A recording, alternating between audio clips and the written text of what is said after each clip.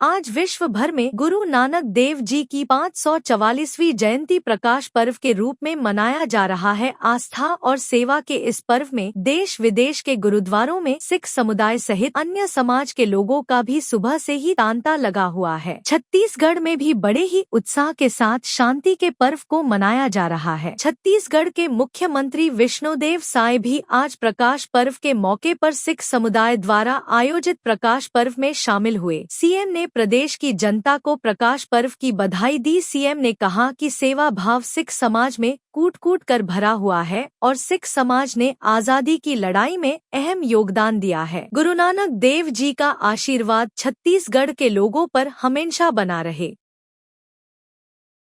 आज समस्त छत्तीसगढ़ वासियों को गुरु नानक जयंती प्रकाश पर्व की बहुत बहुत बधाई, शुभकामनाएं। और आज हमारा सौभाग्य है कि हम लोग यहाँ पर गुरुद्वारा आए, वाहेगुरु जी के सामने माथा टेके, उनकी पूजा अर्चना किए हैं और छत्तीसगढ़ की खुशहाली के लिए उनसे प्रार्थना की है।